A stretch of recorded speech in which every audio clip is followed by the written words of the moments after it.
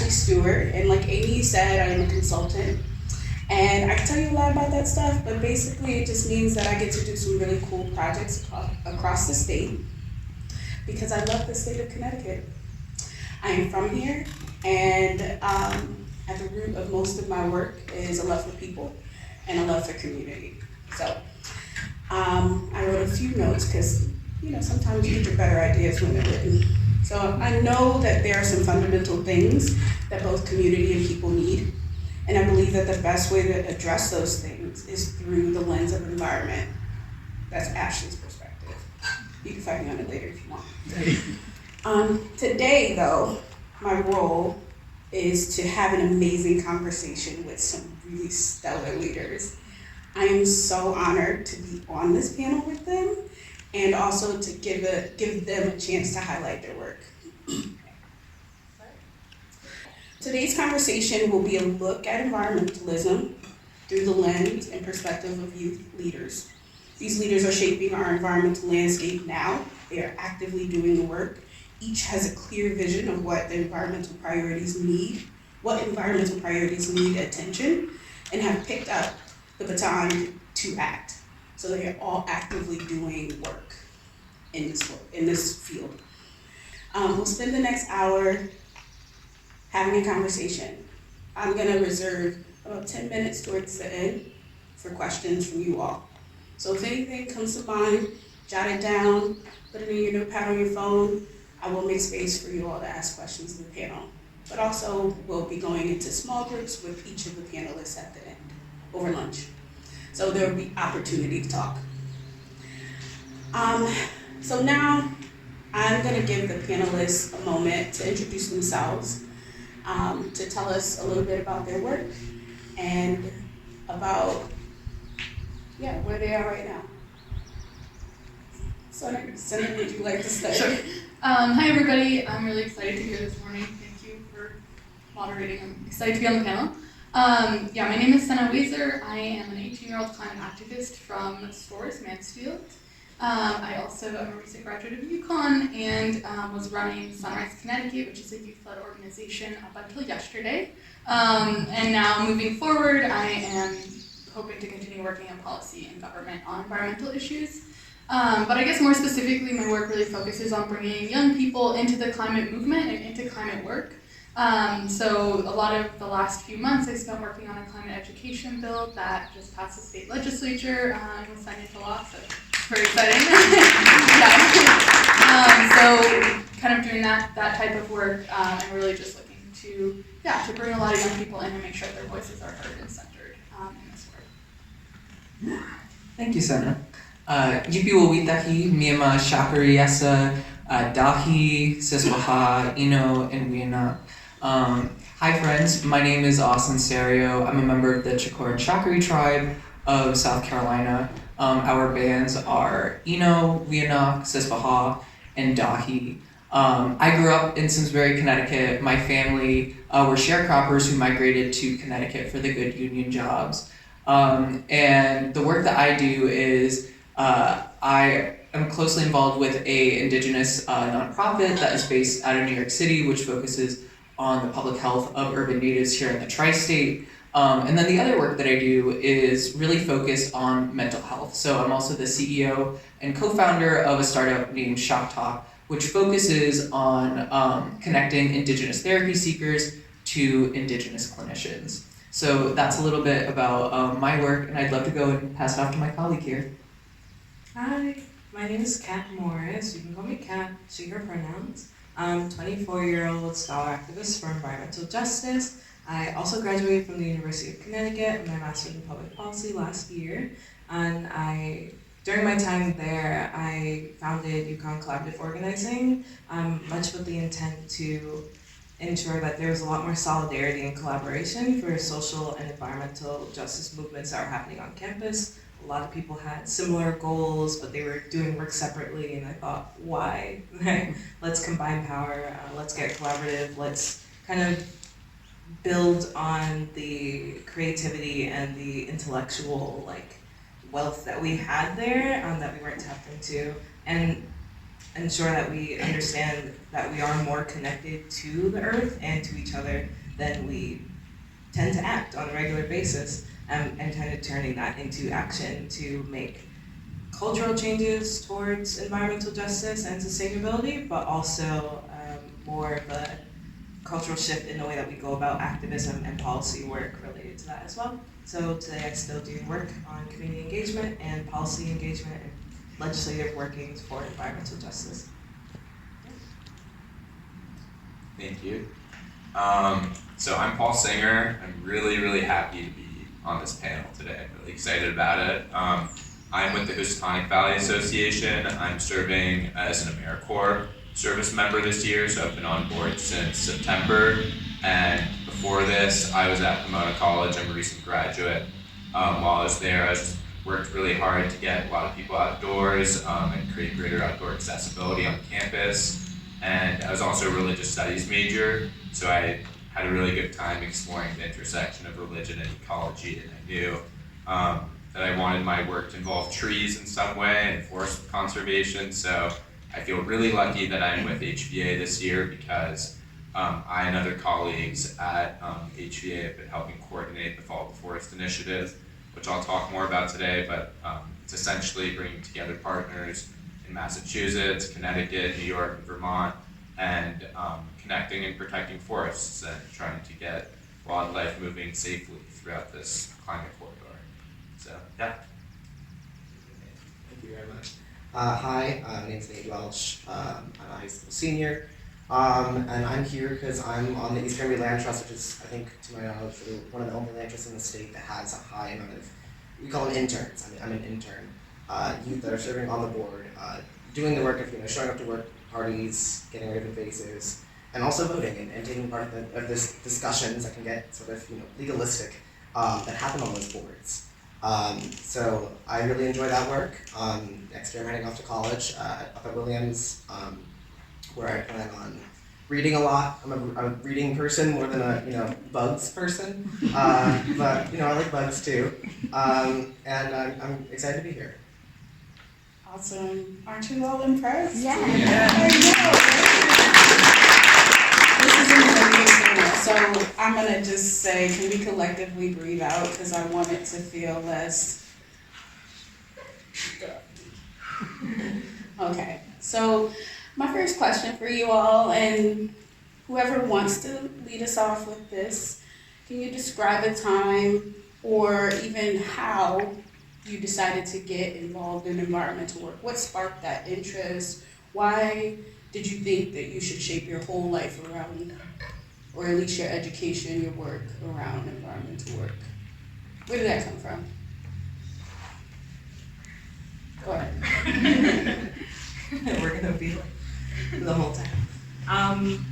So for me, it really started with also my love of trees. As a child, I would climb trees just for fun. My parents are Jamaican immigrants, and so that connection to land and nature, I think, was ingrained in me my entire life. When we would go there and spend time on the island, I was born in New Jersey, I'm still Jamaican, but when we spend time on the island, my mom's from the country, and an event for the day might just be climbing a tree and getting some mangoes, and that was the most we were doing that day, or walking around in the bushes or the forest, right? And so once I kind of felt that sense of connection, I never lost it. And as I started moving around places in New Jersey and Connecticut, I lived in a lot of different areas. And when I was younger, a lot of the areas were more like those you'd see in this area of Connecticut, where it was super kind of rural. I love access to nature, trees, clean air, etc. And that felt right to me. And those times, of course, they were predominantly white areas, so there were different issues with interpersonal racism. But then it was when I moved to Bridgeport and kind of lost that access and lost the sense of comfort, and really just there was a lack of expectation for good nature and expectation and connection to nature that was very confusing to me. I was like, wait a minute, what do you mean there aren't that many parks, or how are people so okay with this much pollution? How are people so okay with this much industry and factories and air pollution, etc.? And that really kind of set off alarms in my head and kind of got me like, okay, let me pay attention more. Then I started to really kind of understand what systemic racism was and understanding how my resources, my built resources and my natural environment shifted when I started living in areas where everyone else looked like me, where everyone was predominantly black and brown, predominantly Caribbean backgrounds, etc. So that's kind of how I really got into social justice in general, but my connection to nature really keeps me oriented towards environmental justice. And also just as a youth, it was my senior year of high school and I was taking an environmental science class, and that just like really cemented my understanding of climate change and the process, like ecological processes. So that's what got me into environmentalism, that's what keeps me there, and making sure that people realize that, like, again, we are just like animals in nature, sharing this earth, sharing the planet with each other, with other animals, with the bees, with the deer, etc. That's what makes me like orient my life towards life, really. I definitely hear like a early awareness of place, which I wonder if that's true for all of y'all. Yeah, I mean, I've done some form of environmental work for most of my life, but I think something I meant to mention at the beginning and I forgot was that I also grew up on a farm, so I currently live on a farm. So growing up in Mansfield, like I was outside a lot just because my parents were farming and they expected my sister and I to help whether we wanted to or not. So that was something that while I didn't think of it as connected to environmentalism, I didn't think of it as connected to environmentalism for like a really long time now. Kind of see that connection more and also how that definitely has influenced me. But beyond that, when I was 14, I learned a lot about climate change and about like the timeline with climate change, and there was like a lot of fear for me around that, and kind of realizing like, oh, like this is really happening like right now, and like people I know are being affected and like will be affected, and so that really drove me to do something about climate change specifically rather than like the environment in general, and so that's how I ended up here. But 14 is like really young. Yeah. So like, what spaces were you talking about climate change at 14? So I was homeschooled, so I did some form of I had done like environmentalism previously, like in my local community, going to the farmers market, like talking to people there. But then so I learned about it like at home, and then I started college early, so I was in college, but didn't really learn about it very much there. I'm trying to think even now.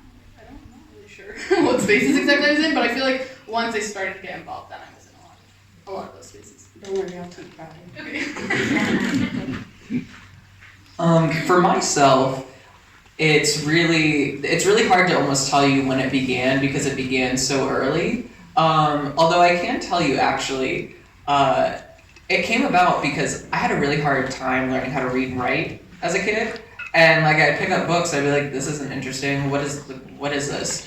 But one day when I was in first grade, I picked up a book that had carnivorous plants in it. And some of those plants were actually from my homelands. So I was like, oh wait, this is like really cool. So then I would start asking like my grandfather, oh, do you know about this one? What about this one? What about this one? And so since I started to become just so captivated and fascinated by our plant relatives, that I just wanted to learn more. And it was actually that connection that I developed so closely and so early with what I would refer to as the plant people, that really guided me and really kind of pulled me in that direction. But then more specifically too, so so you're growing up, right? You're super interested in plants. I grew up in Simsbury. That was not common for people who were living there. And so, you're growing up and you feel really close with these plants, and, as an indigenous person, you recognize them as your relatives. So you heard me refer to them as the plant people. So it's important to know that humans are people, but not all people are humans. So, the trees are people, rivers are people, even the rocks are alive. And so the point that I'm making about all this is sort of like, plants were my friend growing up. They were my kind of my closest companion. And so then all of a sudden you start hearing about this thing called climate change. And you're like, wait a minute. I think there's something coming from my friends. And so you look up, it's like this huge asteroid like coming at you in the sky. And you're like, uh-oh, I gotta do something. And so I think for me, it just always became, it became instinctual after that, where it was like, okay, well, I can't do, like anything that I'm gonna do needs to push this in the opposite, opposite direction. So, I mean, it really came from, the fact that there was culturally appropriate content for me, essentially, that I latched onto as a young kid. And that became such an important part of my learning experience that it really just became part and parcel of how I think and what I do and, how I kind of just try to approach, different spaces. So I'd say for me, that's really how it started out. And actually, the other thing I would just add as well is that as I mentioned before, my ancestors were also sharecroppers. So there's just always, in my family, there's just always a conversation about being close to the land and, working with the land that might look like different things. But always a conversation that was going on. I appreciate that, like the love of the environment, the plants, the place being why you want to protect the thing. So I hear that. Any other ideas about or points that you want to share about why you're in this work? Yeah, I think I resonate with a lot of what you said. I think I sort of come at it from a sort of opposite perspective in terms of the bookishness, I guess. I live in an exurban area, and I'm very used to being able to walk outside and go. There's a bike path right by my house. In the last couple of years, I've been commuting to a school that's in a more urban area, and it kills me. It's like there's nothing to do. How do you sit inside all day after school? And there's a really brilliant essay I read last year. I think it's called The Great Offline or something. But the point that I was making is really just what you were saying, is that there's this, and what we were talking about earlier before this talk, about we have this disconnect and we don't perceive this human world, the world of us sitting here now. We see it as a discrete entity from what's outside and from the wildlife and from the plants and from our ecosystems, which is just not a reasonable way of looking at things, and it's not a sustainable way of looking at things. And that also really concerns me in a really big way. So I'd say just, I think it's very natural for me to go outside. I just think it's a place of power, a place of comfort for me. And also, it's terrifying that that might not be our default setting. Sure, I can go next, because I think I actually have a pretty different perspective on this. I grew up in New York City, so my jungle was made out of concrete, and I always knew that I had an affinity for outdoor spaces, and I liked being around green things, but I didn't really, I couldn't identify plants or trees. I didn't really have anybody around me who could teach me that necessarily. And I really loved to hike. So the summer after my freshman year of college, I hiked on the Pacific Crest Trail for a while, and I was in Oregon, and so I was around all these old growth forests, and I mean, these trees were around before white men ever came to America. It's like that the enormity of tree time really struck me, and I was hiking, and I met this guy, Chris, who was a high school ecology teacher, and he knew the names of every plant, every mushroom, every tree, every bird we passed. So where I just saw this sea of green that looked nice, but I didn't really know anything, he could detect a lot of differences. And that was really, his sense of wonder at everything was very infectious for me. So I was like, I want to learn more about this. And so I started reading a lot more about trees in particular. And I was a religious studies major, so I was like, how on earth am I going to fit this in with religious studies? And so I ended up, and it was very easy to fit it in, because there were a lot of synergies between religion and ecology. And so my senior year, I ended up writing a thesis about the preservation of sacred groves in Japan and India. And then I also, in the city that Pomona College is in, Claremont, there are a lot of non-native trees. It's the city of trees. So I went around and I learned how to identify the non-native trees, and I kind of traced them back to their homelands and got a sense of their histories. And doing that was really fun, and it was also really inspiring to learn about how indigenous groups in Japan and India were coming together to protect forests. And I was like, that's something I want to do. I felt a lot of indignation too when I was wrapping up college at the state of our planet, and I wanted to get involved, and I was able to do so through AmeriCorps, which is really great. And I came into this not really having had much experience with environmental work, or real knowledge of, I could identify a few more trees, but that's about where it stops. So yeah. That's hilarious. And what I love about you all as a panel is the diversity in your stories, right? But this whole room is a diverse collection of why we even came here. Why are we even in love with the environment? I would love to hear more of y'all's stories as the day progresses. But just a little bit of what comes to mind hearing about you all come to your awareness so young is I think I knew as a kid, knew as a young person why I love the environment, but I don't know if I contextualized it as quickly as you all did. I mentioned earlier that my love for people is why I do what I do. And literally, I see the environment as our collective space.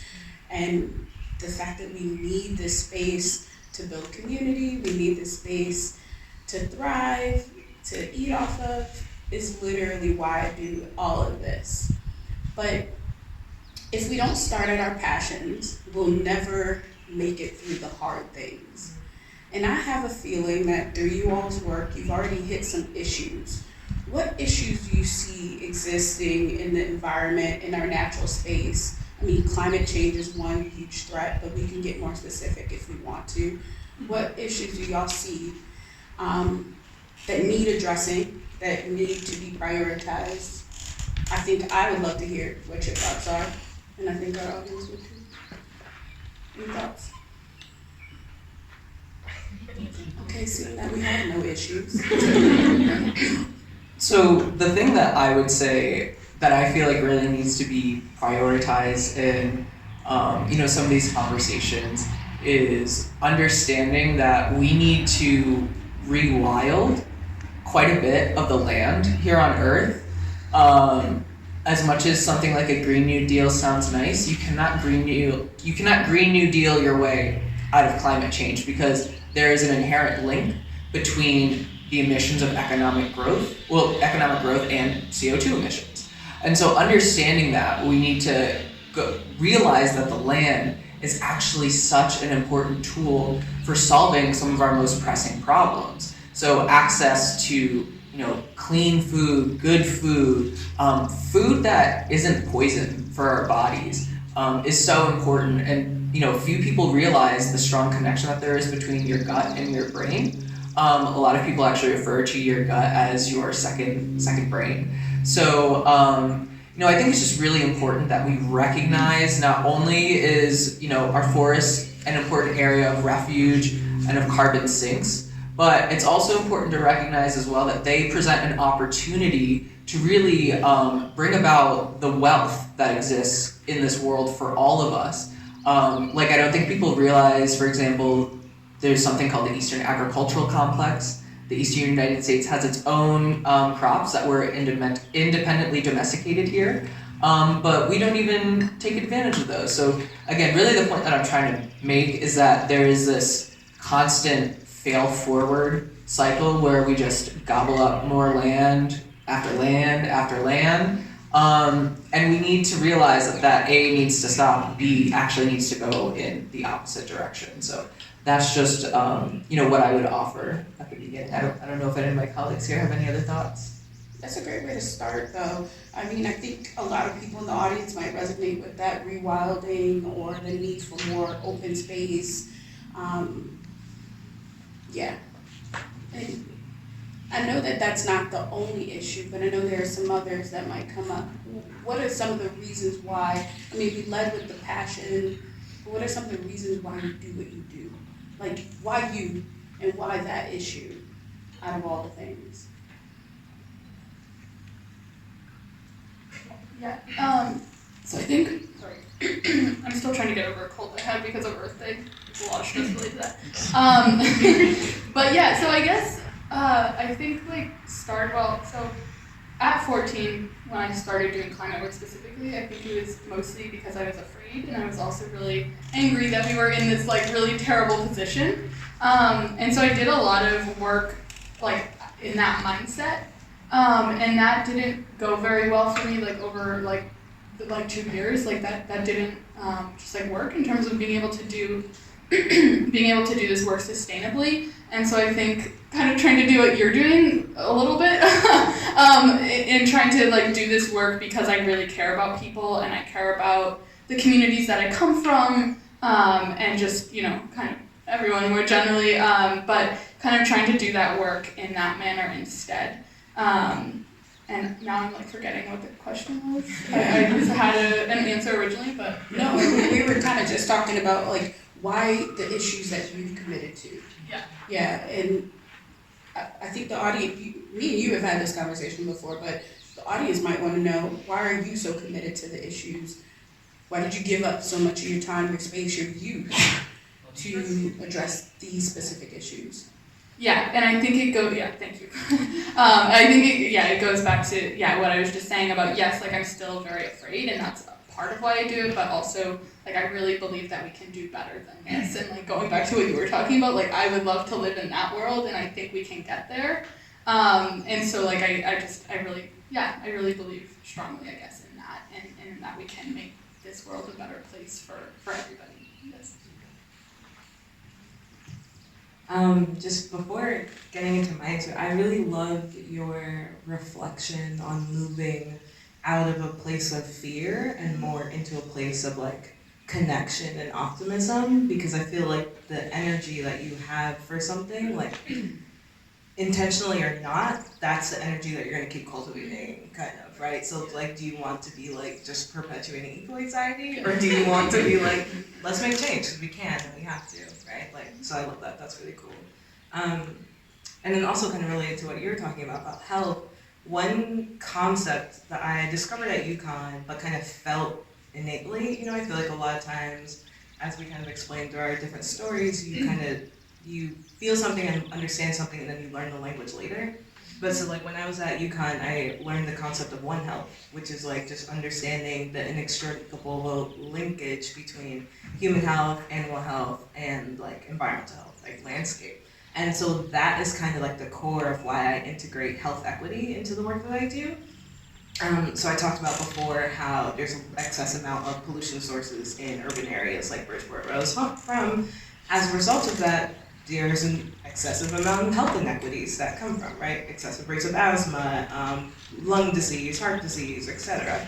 And mental health issues when you lack green space, right? You hear that? Like, that's beautiful, and that's calming, and it has like positive mental health benefits. And if you don't have access to that, you don't even know that you're missing out on that. In any case, understanding the connection between our health and the fact that anything that's bad for the trees is bad for us. Anything that's bad for you is bad for your dog, is bad for the animals that you don't have an affinity for, but you should, right? Because their lives matter as well. And just understanding that, again, we are a part of an ecosystem, we are not above it, we are not a discrete entity, as you said, and that kind of keeps me grounded in the work, because I want to do everything I can at a cultural level, at an interpersonal level, at a legislative level, to cultivate life-affirming environments. And that means affirming of my life, affirming of your life, affirming of animal life, and affirming of the life of our fellow tree people, right? And so that's kind of really why I stay in this work, and understanding that like we can't go on this way, and if we do, only some of us are gonna survive, and that's not all right. So I want to move in a place that's like rich in love, rich in life, and passion, and just like, yeah, positive, right? Let's save the world and be happy while we're doing it. So, Yeah, I have this tendency of like not wanting to just harp on either side, the over positive or the over negative, right? But wanting to fairly look at both, well, clearly look at both, there are definitely some drawbacks, but also there are some joys in this work, and also in the reasons why I want to do this work. So both are true, and I appreciate you both for uplifting that. What are y'all thoughts? Yeah, I think I listening to them it's echoing the very same things that I want to say about this. And I'm hearing this idea of there's big picture and little picture ways of thinking about this. That when you're dealing with such an intractable problem as what do we do about what's happening to the world around us, there's that big picture of there's so much land on the world and I'm so tiny and there's you can get lost in that. I think for me, what's kept me in this work is that little picture of why am I on the land trust? Why is our land trust have so many kids on it? It's just because there's a couple people on our land trust that have just gone over to the school and said, is anyone interested in doing this? Just making those one-on-one connections and being sincere in your intentions. People will respond to that, and you have to believe that. And that's an equally important way of thinking about change and facilitating change, as wallowing in just how big everything is. Though I'm trying to do that as well. So again, yeah, there's a balance between the positive and the negative, and then the big picture and the little picture. And I think that for me, I get my power in the smaller details. Paul, did you want to respond to that? Or I'm not forcing anybody to answer every question. I'd love to jump in. I absolutely resonate with what everyone's doing. I think, especially when I graduated from college, I felt so much weight of responsibility. I was okay, I'm aware of all of this, and now I really need to act. And it was overwhelming in a lot of ways and really exhausting. And I think actually, getting involved and being able to work at HVA this year has actually relieved a lot of that. And I'm okay, now I can actually really be present in the work that I'm doing and find a lot more hope. It's very hopeful to sit on this panel, and it's so many of the conversations I've had this year have been, have been really affirming. And coming back to that original question too, of what's one of the biggest issues that faces us, and it connects to what Nate was talking about with East Granby Land Trust doing such a great job engaging kids. Just education is so important, and letting people explore their passions and combine their passions, because you never really know what can come out of those synergies. And in my case, I became really passionate about trees, and I learned about how trees send each other nutrients via fungal networks underground, and they semaphore warnings to each other through the air to protect each other. Trees know that their health depends on that of the entire forest, and they have this hardwired capacity for sacrifice because they're very good people, essentially. And I'm I want to take after the trees, and a big part of that is being really community driven and caring about education. And it's really meaningful to me when people like my supervisor Connie say, a really big part of my art, as a member of a land trust and somebody who's involved in environmental work is mentoring young people. That means a ton to me, and that establishes trust immediately. And that's a big deal. So just trusting each other that we can do better and work together really meaningfully. Yeah, I wanted to just, I think, expand on some of what my colleagues have said here, because when I first answered this, I sort of spit out a list of issues that are very pressing and very important. And of course, those issues are a deep part of why I do the work, but the other part of why I do this work is based off of a very small short story I want to share with y'all. It's about this mythical creature, if you will, called Wendigo. And so Wendigo, the word that my folks would use is Wentico, is a name for some of the phenomenon that we've been seeing going on around us. And so in mythology, Wentico is a person or a being who got lost in the forest, and they're cannibals now, essentially is what it is. And so my folks, I come from first contact people. My people were on the shores of Virginia and the Carolinas when Europeans arrived, and my people specifically were at Jamestown. They were there when the Europeans got there, and so there is this like at least 500-year long history that I know of, which shows this evolution of Wendigo economics. And so it's this idea that this system that we've been cultivating for a couple hundred years now is essentially going to cannibalize itself. It's going to eat itself alive. And so it's up to us to decide, is that the path that we're going to take? Or are we going to go and take a different path?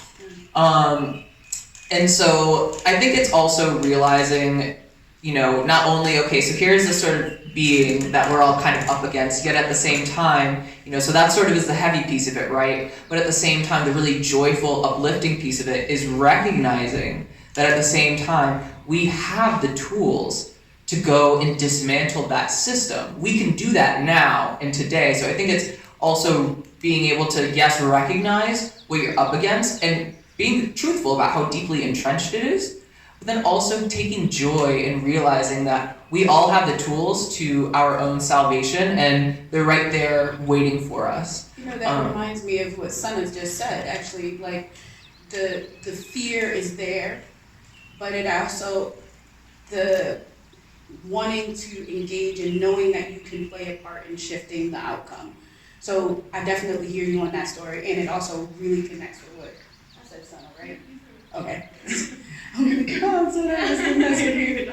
Okay, I don't want to mess with anybody's name. Please correct me if I do. But I do want to go back to something Nate you mentioned in your response, your last response. Sorry to shift, but this whole audience is wowed by you all. And they want to know what the secret sauce is to multiplying you all, right?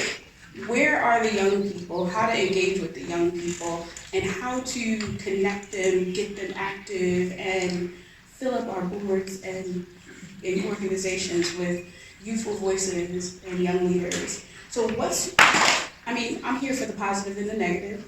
So what's missing? Why are peers not participating? Or not participating at the rates that we all hoped that they would? And then, what can we be doing about it? And we can talk as frankly as you want to. Of course, we don't need to out anybody or call anybody's name out, but we do want to hear from you all about what's missing. Like, what could be better within this field? We heard all the job opportunities earlier, right? But where are people? Where are our young people to fill this space and shift the outcomes within the environment? I see you're ready to respond, Kat? Oh. Yeah, or no? I didn't know my face was out. Yeah, your face was saying you were ready. Yeah, because it's like, what are the people, who are you talking about and where are you looking? Ooh, because when I think of the barriers that keep my peers in Bridgeport from being here, right? That stopped them from being asked to be sitting where I am right now. It's systemic racism and poverty, right? So just for context, I'm gonna overshare a little bit, but my mom is a paraprofessional at a public school, and we know teachers don't get paid a lot. So we know paraprofessionals are not getting paid well at all. Right? And so I came here a little bit late because I had to borrow her car because I don't want to have a car, but also cars are expensive. But anyway, I had to drop her off at her second job, right? That's why she can't be here in the audience right now. So if people are working 2-3 jobs to eat food that's not organic, that's not nutritionally friendly, that's not healthy, that's not sustaining your mental or physical well-being, but they need to pay bills to their slumlord who doesn't care about the health, or the physical well-being associated with their home, right? It's Connecticut. We have issues with lead poisoning, etc. But also just poor infrastructure, or because of the aforementioned air pollution issues or different forms of environmental issues, now they have health inequities. They can't be in nature like this because they're gonna have an asthma attack if they are. You know what I mean? that's generations of trauma and systemic choices that were made that stop people from being in these spaces. I would never like look at my friends who, many of whom wanted to go to college but they couldn't afford to, or our schools were so bad that like maybe they got in but they couldn't stay there because their grades didn't allow them to sustain the scholarship that they needed to be there, and be like, oh, you don't care about the environment. Like that doesn't make, that's not what it is. There are systemic reasons for why people aren't here. And we have to address that. That's why it's like, for me, it's like intersectionality is everything in this work. Making sure that we are connecting these issues to understand like people aren't choosing to disconnect from the environment. They were forced out of it. You know what I mean? Like people aren't choosing to, you know, they're not like, oh, I don't want a park. I don't want green space. I don't want to be able to swim in my water. Let's pollute it. We're not deciding that. Someone else imposed that on us. And if the ramifications of that, you know, 10, 20, 30, 40, 50 years later is they quite literally cannot afford to be on a panel. They can't afford to, you know, miss work to go to a climate strike. They can't afford to spend the hours of time and energy it takes to organize effectively. That's not their fault, and that's not something that we can be like, well, y'all just don't care about the environment, you're just not interested. Okay, what you're saying resonates so much. I wrote, part of my thesis was about just that, like how environmentalism and wealth are so intertwined together, and it's almost hard to separate them. Yeah. Because now we're talking about, can you afford really nice hiking boots? Can you afford to drive out to Barkhamsted? Can you afford to, you know, I mean, I might be picking on Barkhamsted, this is gorgeous, but seriously, are we excluding people more often than we are including people? And that goes across wealth, race, gender, all the differences that we can think of. Are we doing too much exclusion? And instead of undoing, one of my favorite people is Rue Mapp, and I'm gonna quote her real quick and then I'm gonna give y'all back the mic. She says that nature doesn't know anything about me. They don't care. Nature, the trees don't care whether I'm cute or whether I'm short or whether I'm fat or whether I'm skinny. It doesn't care whether I'm black or Asian or anything. It just is there and it will exist, and I need it no matter what my identity is. So when we start defining outdoors as almost like a white male or even a very white experience, then we just exclude so many people. So yeah, thanks for your response, because you're spot on. There are so many excluders. Or even if you're not an excluder, if you're not a very explicitly intentional includer, Yeah. you're not remedying the excluders of the past. You know what I mean? Like you have to undo those things actively. So you're saying we gotta be overly intentional because there's been so much. Yeah. Our inclusion now has to equal and surpass the level of exclusion of the past. You know what I mean?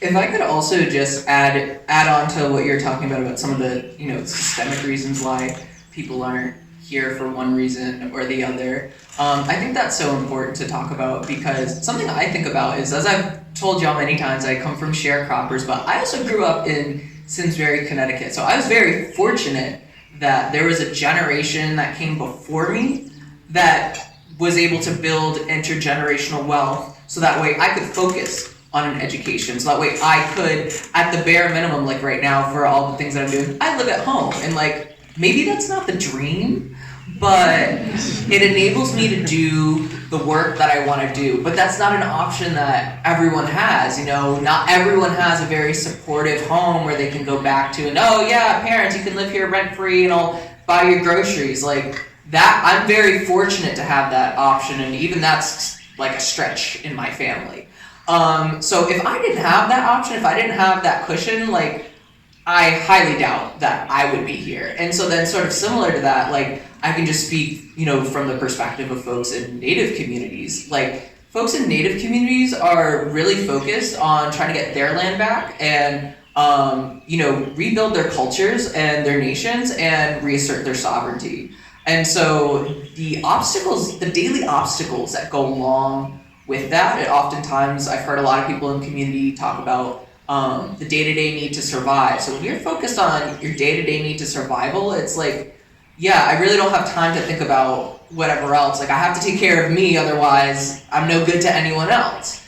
So I just really want to kind of echo what you're saying about the systemic barriers that have been put in place. And I think the other thing too, then connecting to the original question about how do you get young people excited into this, I think it's making it very immediately relevant to them. So I think the first thing is, like, we're talking about the system. I mentioned, the name Wintico as sort of this metaphor, of this, what this being, what this system embodies. But there's a really specific name for it. It's called settler colonialism. We don't name it enough. That's what it is. And that is a conversation we need to have with our kids. You need to be very clear, because as I said, it's a first contact person. That's what's been going on since the start. So that is the conversation to have. And so I think it's making it clear, as again, how it's already been talked about, how settler colonialism is an interdisciplinary issue that affects all of us, and that it is inextricably tied to both the economic system and how we use our land and how we interact with people in community. And so I think, again, just sort of to kind of bring this home a little bit, there's such a big focus nowadays on, like, let's get young kids into STEM, right? Let's get them into tech. Let's get them into all these coding positions, what have you. I run a startup. I'm a startup founder. What I studied in school, I was able to make my own major, is technology and globalization. What is a more fundamental technology than being able to sustain life, right? So that takes quite a bit of science and engineering to do. So I think it's also making sure people understand that you can use STEM to solve these crises that are going on now. And I think just making it clear that, how entrenched and interdisciplinary these issues are. One of the things that, thanks for going back to the question of how do we engage more of you all, because y'all represent a lot of different, not just your youth, a lot of different perspectives. We're talking about the forest, we're talking about different organizations, climate organizations. I am so curious. I'm going to throw out two questions. One, I'm coming to you next. I want to know what types of, because you started so young, what types of support did you need as a young activist? What type of barriers existed to your leadership or your activism? And then overall, I want to end up asking you all about, because there's a floating conversation about activism, like social justice and activism within environmentalism. And I think, tell me if I'm wrong, if my vibe is wrong, but I think they're one and the same. And I would love to hear you all talk about how you use those terms or not, or whatever. But Senator, do you mind talking about, like, what type of barriers or support you needed as a young activist? For sure, yeah. So I think that's a really big thing, especially like being in conversation with a lot of high school students who I work with. It's like intentional inclusion, and just making sure that our voices are intentionally included and heard. And so what I mean by that is things like meeting times. Like, a lot of meetings are held during the day. All of the kids that I know are, or not all of them, but a lot of them are in school. And so those meeting times are hard, or if not, impossible. And so things like that are really, really kind of exclusionary, and they make it really difficult for young people to get involved. But beyond that, I also think making sure that we're not like the one token youth is not, appreciated, and having other young people there to back us up is really important. And I think that goes beyond just youth, but like as an example specifically to the question.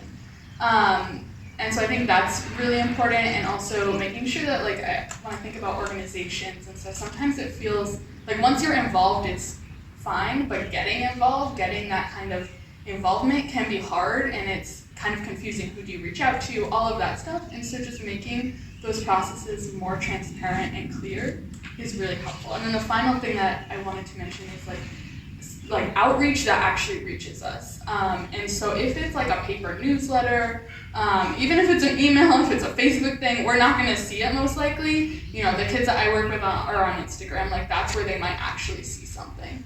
And so being intentional about reaching out in the right way, or whether maybe it's reaching out to their school, something like that is really, I think, important and really helpful in making sure that people actually end up at the table.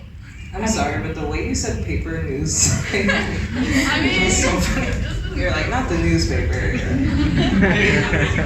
But I still do like the newspaper. But I hear you. I hear you. No, but you're right. I think the approach does matter. And whenever we're talking about reaching a new audience, the approach matters. We can't do the same old thing and expect all the people to know. No, the same old thing has gotten you the same old people coming to the same old meetings every single time. So you're absolutely right. We should be addressing how we're reaching out to certain communities, young people or diverse communities to change.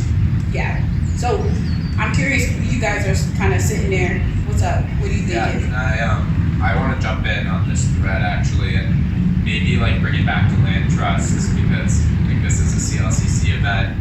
And I think something that's really important is, you know, to actually be really action driven too on the land trust side. So like I wouldn't have been able to get involved with HVA this year if it weren't for AmeriCorps and investing in programs like AmeriCorps and expanding outreach like into other communities. So a lot of the people that I serve with AmeriCorps are public allies, and they're in New Haven and Bridgeport and in Hartford, and you know, land trusts in other parts of the state need to do, you know, a better job of connecting with these programs and doing outreach into those communities, and also teaming up with urban initiatives, because if you're in a rural place that's not as diverse, that doesn't mean that you shouldn't be addressing the issues that, you know, we've been bringing up on this panel.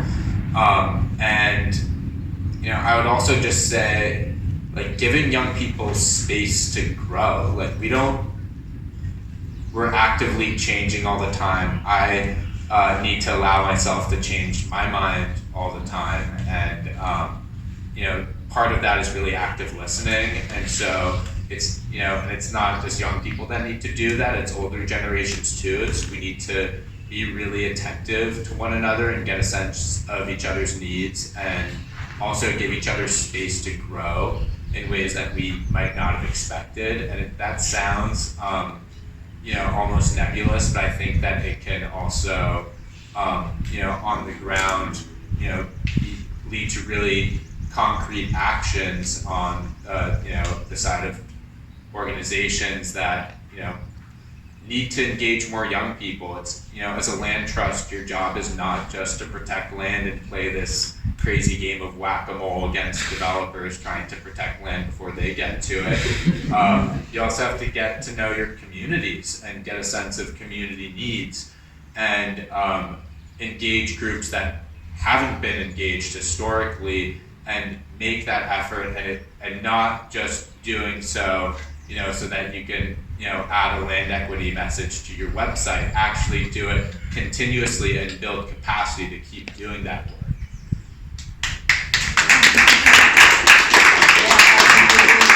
I completely agree, Paul. Like, you need to do better. You just need to do better. But yeah. Anyway, one of the things that you're mentioning, living space for you to grow.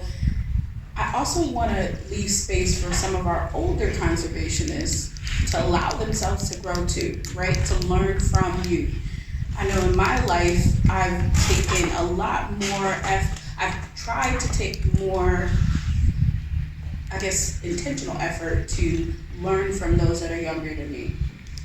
And not just like looking for like an older mentor, but you all are leaders. And I got stuff to learn from you all. But also, how can I invest? One of the things, I work with teenagers, and basically when I work with them and mentor them, there is no failure. They're gonna participate in what I'm doing, and we're gonna both grow out of it. But we're gonna continually adjust and adapt to each other. But there's no like bad or good failure to it. So thanks for your comment. What are your thoughts? How do we get more high schoolers to participate? You are our unique panelist. You're on a board, a land trust board, right? Yeah. You're involved too. Yeah, again, I'll go back to my whole big picture, little picture thing, right? It all starts with coming to understanding, right, and listening. And I mean, not to inflate y'all's egos, but good job on coming out here today and doing some listening. Like, good job on that, right? That's how it starts. But then after that, you have to continue that intentional work of listening to what's happening right now and saying, okay, I hadn't considered that. Like for example, I go to land trust meetings and like every other meeting, it's like my eyes rolled out of my head at like how much money that we have to spend to do things and like how would that feel if I for someone who doesn't have a lot of money at all, like how that dynamic has become very strange. Like how do we get that money? Like why is it again the wealthy people that have been driving the conservation movement in America for well over 100 years by nature of having those resources. And so coming to an understanding about that. And then in terms of engaging youth, again, just listening, engaging in conversations, showing up, creating school programs, creating those spaces. And if someone looks like they're interested in doing something, then, let them be interested. Just create those opportunities and care. Yeah, what you're saying reminds me of another comment mentioned earlier of giving youth power. Don't just put me on this board as a token, but how can we shape outcomes around the priorities that youth have and not just like, oh, I'm here by myself, or yeah, we heard what the youth have to say and now let's go back to our original agenda.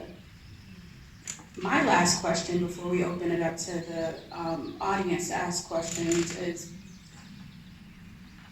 what key takeaways, what message do you have to say to those watching on the video, people in the audience, about land conservation, about the future of environmental work? What are your takeaways? Because we do want to hear from you.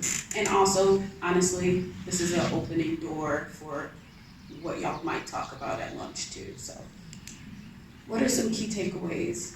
Nate, do you mind starting? I'll just, I guess, echo what I was just talking about, which is,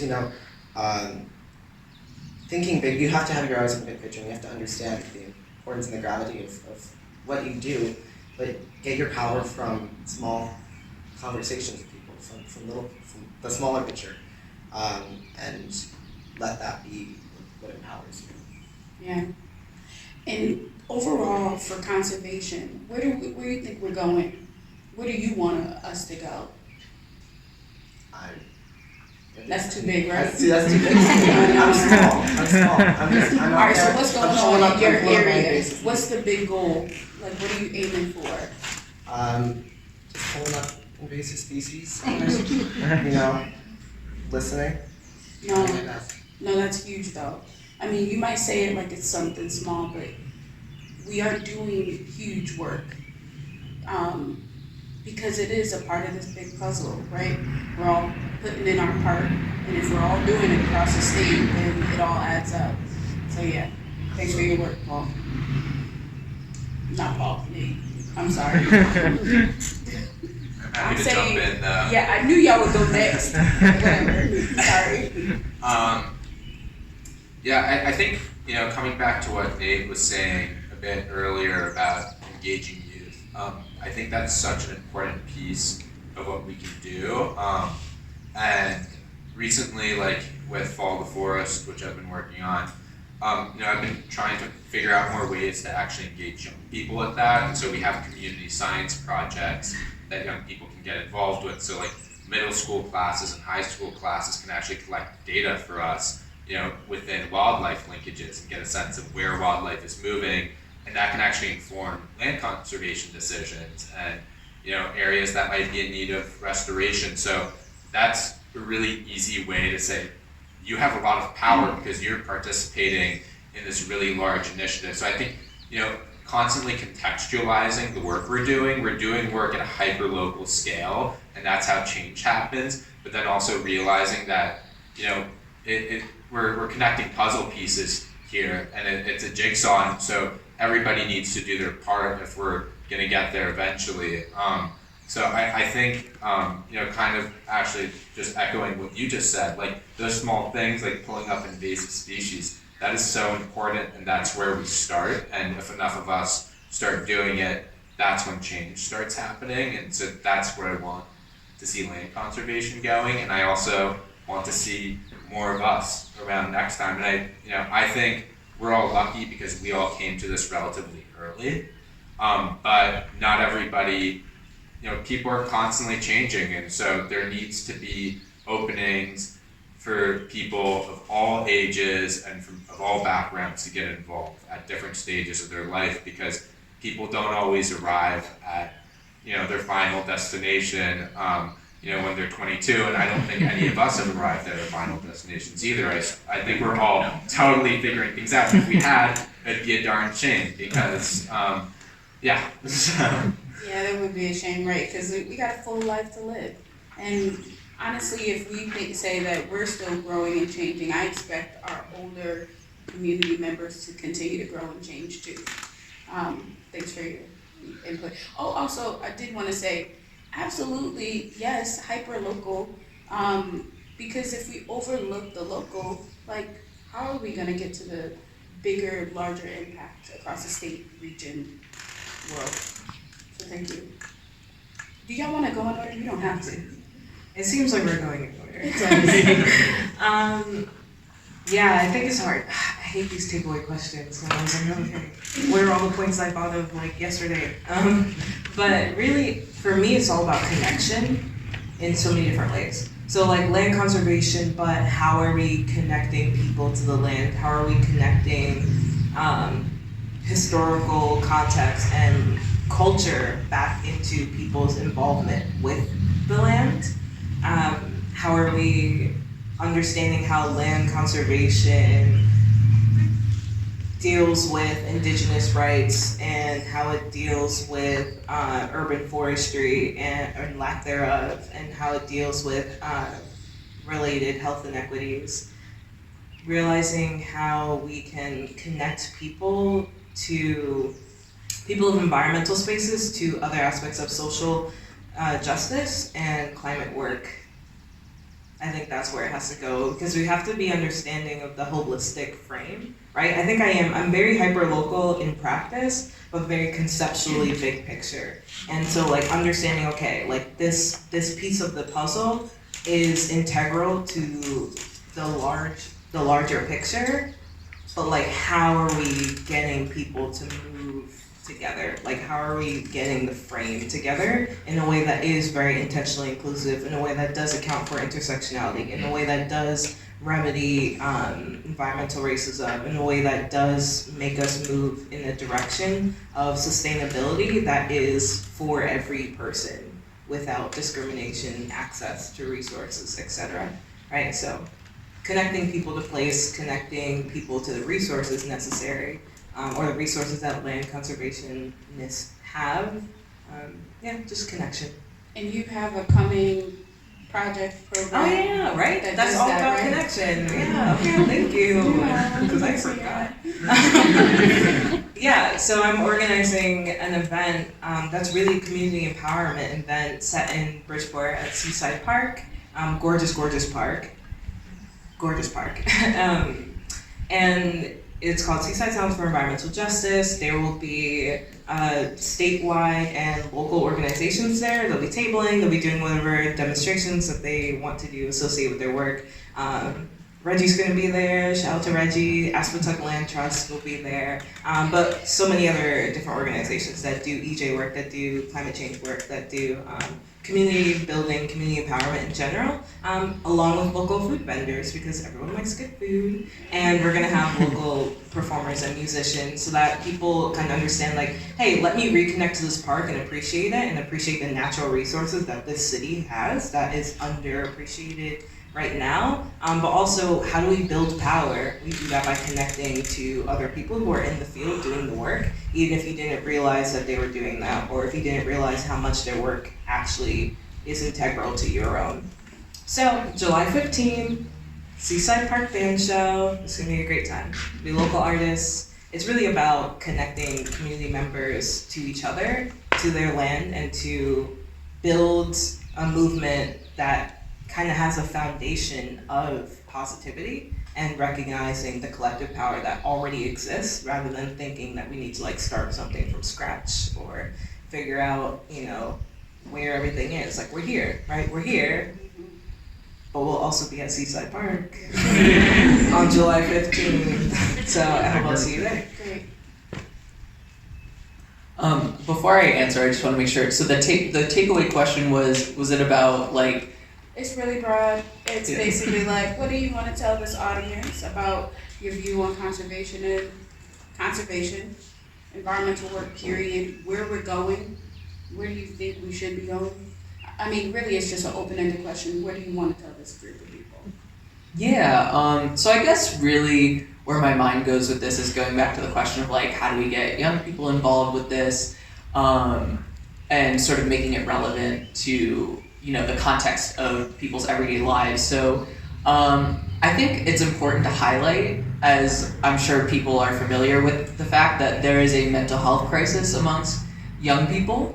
And there are so many dynamics that play into that. But again, I think it's essential that we arm people with the knowledge of what is going on, because we're not doing that. So we need to empower people from a young age to understand that what we are fighting against is settler colonialism, right? That's the system, as has already been said. And so then, again, how do we organize against that system? It's by making change in that, local, very local area, that we've talked about, right? And so it's understanding, okay, maybe I can't tackle the whole system, but I'm holding this piece. And I think it's empowering people with that knowledge at a young age, but has been said, it's empowering people with resources, from the combination of like, how do we, get young people together, whatever. I can tell you as a young person who was very much so interested in these things, it was always like me and a lot of people who were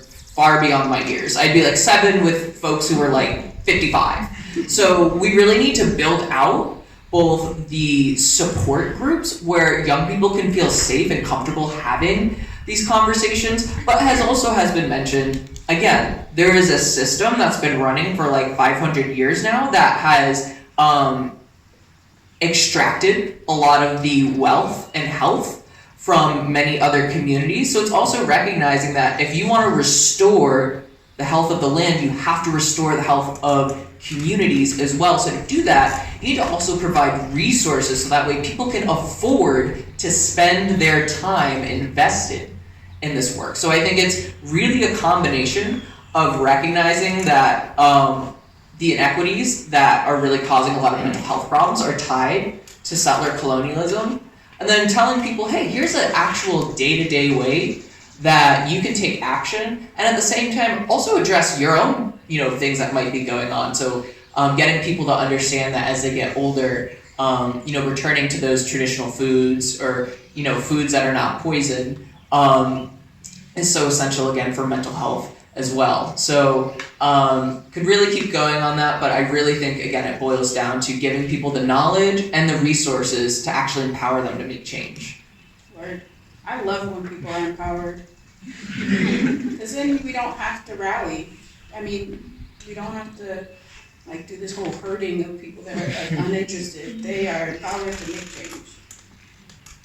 Yeah, I think that the thing that I'm taking away from all of you and what I've heard and that I hope other folks will take away as well is just to be really intentional and intersectional with the way that we do this work.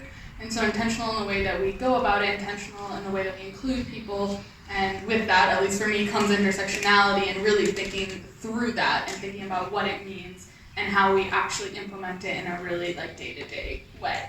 So I think that's what I'm taking away, and I hope other folks will as well. I just want to steal a quote real quick. Okay, shout out to Corinne Prescott. She's the organizer of Black women around the state. But one of her, when we talk about hyperlocal, I just love this quote. She said, "Those closest to the problem are closest to the solution."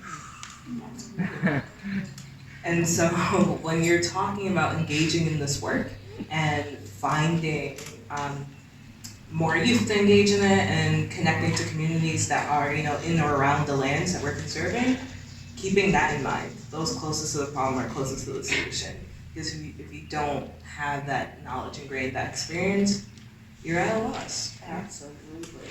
I completely agree with that.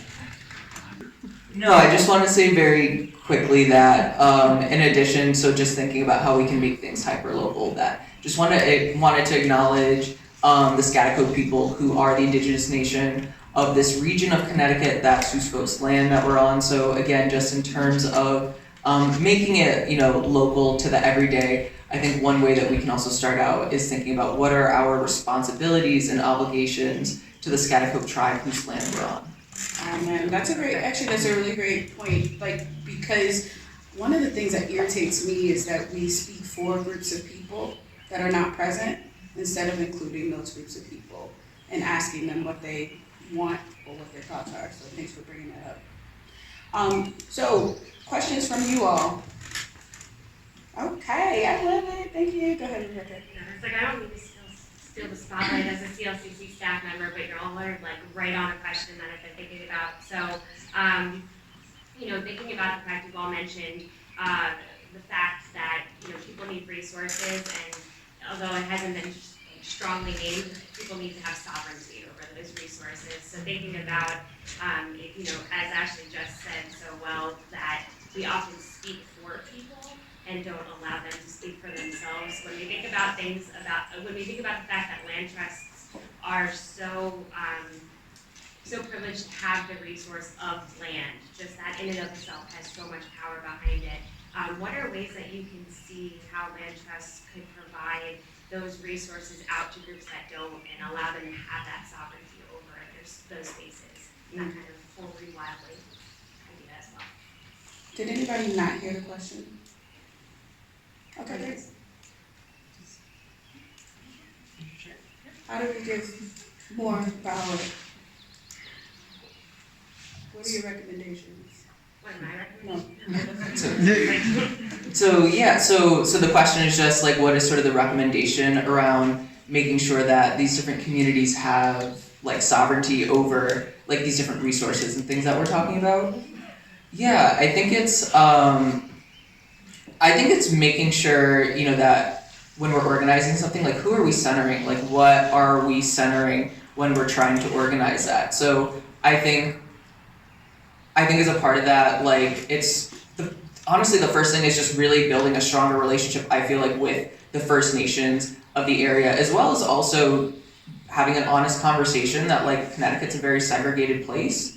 And again, making sure that we're, using this as a way to break down those barriers. So that's probably my 2 cents. I'm happy to talk more. I don't know if anyone else has any other input on that. Yeah, maybe one more response. I can jump in. I'm going to come at this from the perspective of actually living in Northwest Connecticut, and it's very rural and it's very affluent, and I think sometimes people who live in that part of the state feel like they're excluded from consideration when thinking about these problems, and that should not be the case. And we all need to educate ourselves, and we all need to try a lot harder than we're trying right now, but also recognize that it's not, sometimes people address these issues and they're so overwhelmed by it because they feel like some kind of irreparable damage has been done, and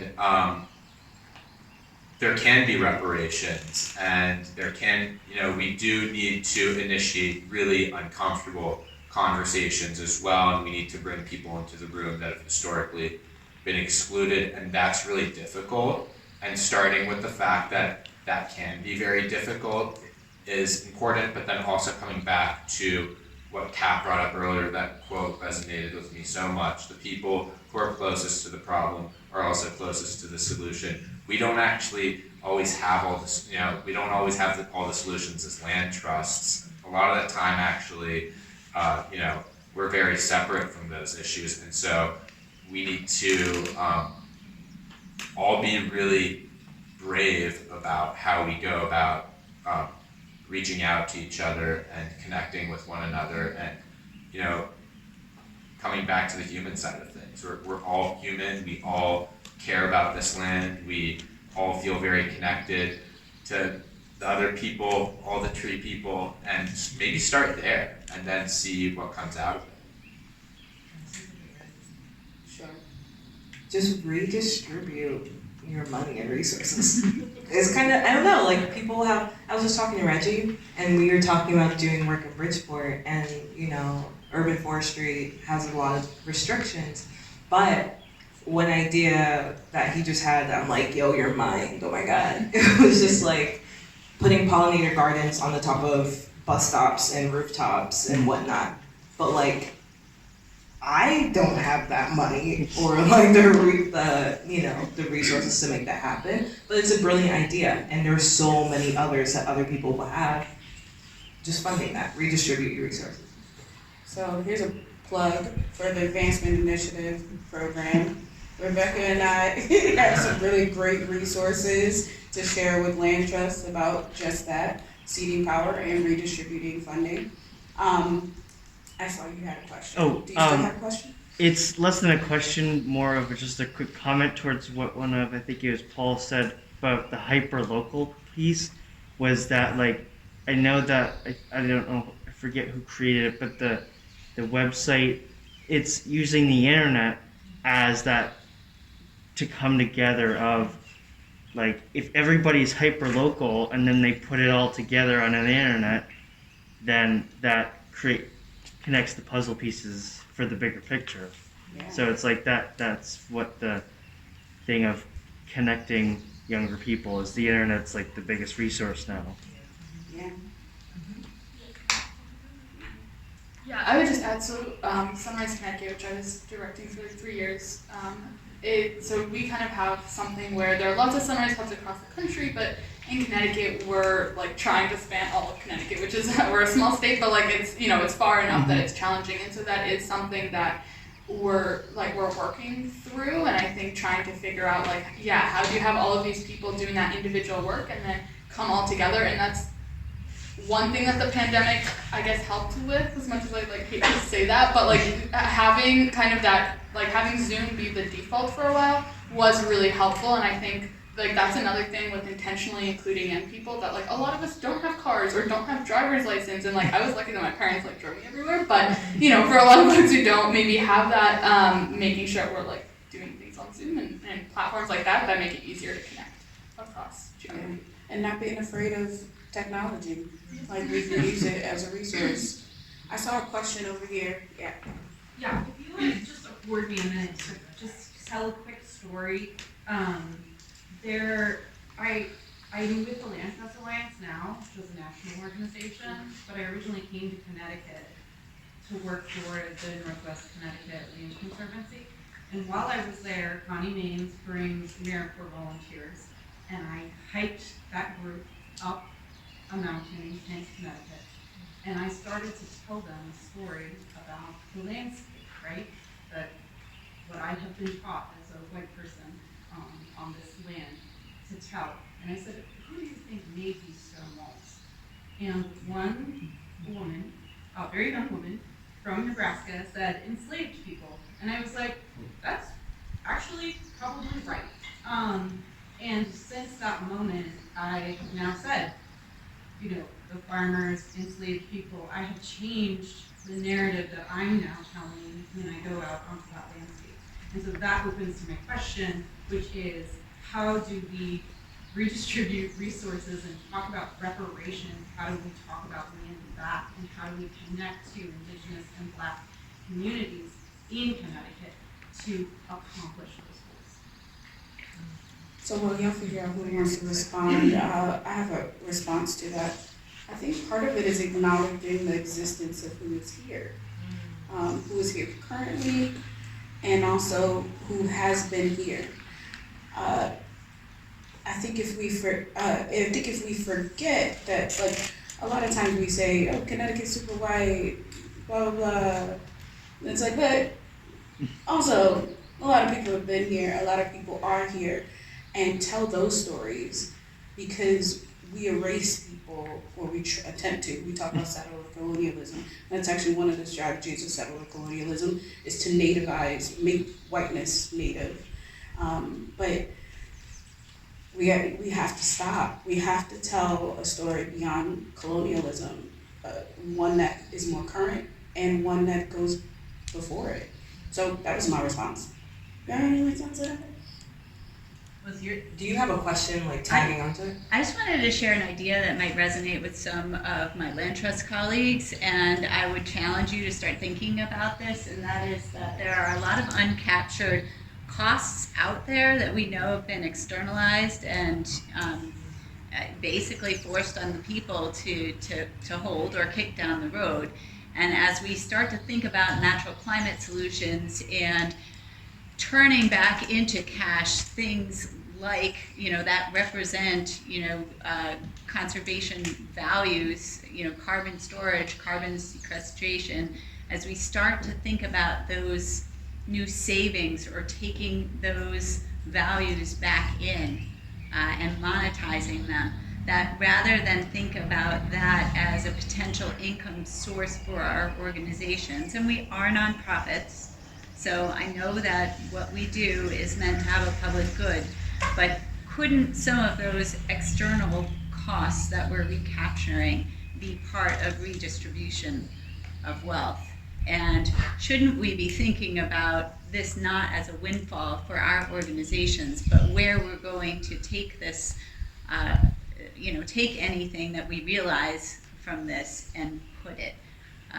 We have the land. We may or may not have the cash reserves to just give away, but we have the land, and the land has some uncaptured values. That's great. And Connie is gonna stay for lunch, so if y'all wanna keep talking about that.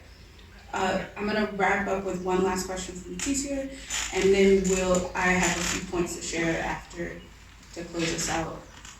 Thanks. Did you have a question? Yeah. Or was I No, thought I I was had a question. seeing Thank things. you, ma'am. Joseph Tizico-Mejia, I'm the Commissioner for Equity and Opportunity for Latino Affairs for the state of Connecticut and a federally appointed NIAC board member. The thing I'd like to bring to your attention is that although colonialism was the issue that started the problem, if we look around the room, is anyone else here Latino or Latina descent? 17% of the state is. 17% of the state equals 80% of the renters who don't have access to land or resources. We're Latino and Latinas. I hail from the Taino tribe from the island of Puerto Rico. I don't often say that, but I bring it forward because oftentimes I'm noticing in rooms of conservation that the discussion is around the native populations or focused on Black and African Americans or Caribbean descent. Puerto Rico's also of Caribbean descent. And imagine how difficult it is for youth to attend, what it is to have a language barrier, in addition to a barrier of being a minority with a lack of resources.